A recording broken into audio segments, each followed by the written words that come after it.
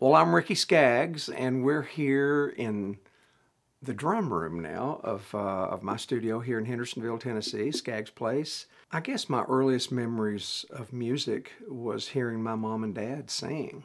My mother was, she was just an old mountain woman, you know, and she had a beautiful, beautiful voice. My daughter, Molly, reminds me so much of my mom's voice, you know. Only mom was just hard Kentucky, Appalachia, spoke the mountainese, you know.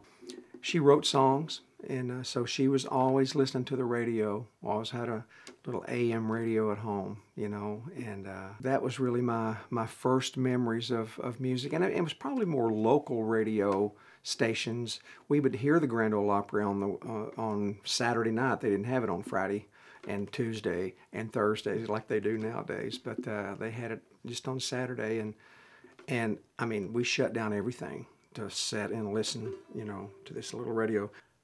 The first record I bought was probably some Stanley Brother records. You know, Mom and Dad, you know, we had a little record player at home, you know, and she had some gospel records. She had some George Jones records. She loved George Jones.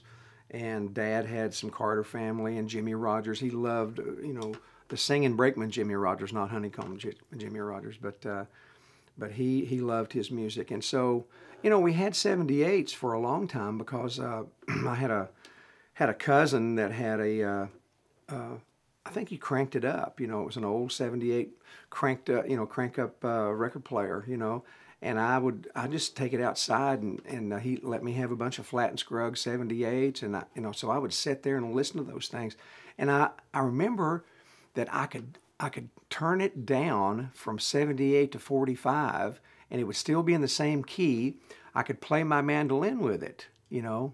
It just dropped it down an octave, you know, and I could listen to it, and I could learn all of, you know, the fiddle parts, you know. I could hear the fiddle playing. I could hear Earl Scruggs' banjo, you know, at a slower tempo. So I just comprehended all the solos on the records, you know, and loved it, you know, and the mandolin stuff. So, but as far as going to buy records, I think, you know, I mean, Dad bought them for me. I didn't have no money, you know, but Dad, can we go get some Stanley Brother records? You know, because I played with Bill Monroe when I was 6. The first live show I ever went to, it's really amazing. My dad bought me my first mandolin when I was 5. My dad showed me G, C, and D, the little Mel Bay's basics, you know, and I'd been singing with my mom and dad before then. I started singing when I was about 3 and would sing in church with them, you know. I was playing and listening to the radio, and you know, we was always hearing the word Bill Monroe, Bill Monroe, Bill Monroe, you know, and he was a huge star for the Grand Ole Opry. And so we found out he was coming to Martha, Kentucky, which was a little high school.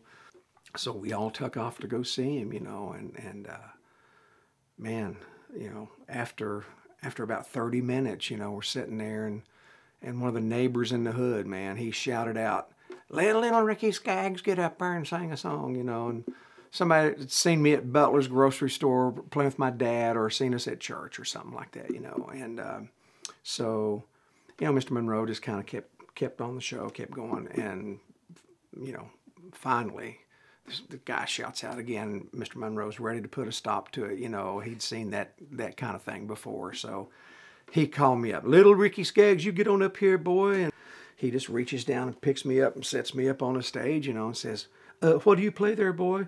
And I said, "I play the mandolin." You know, and so he takes his big F5 size mandolin, just set it on me, you know.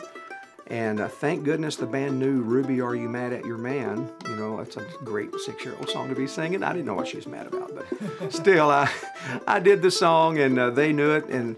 But you know, that night, I fell in love with Bill Monroe.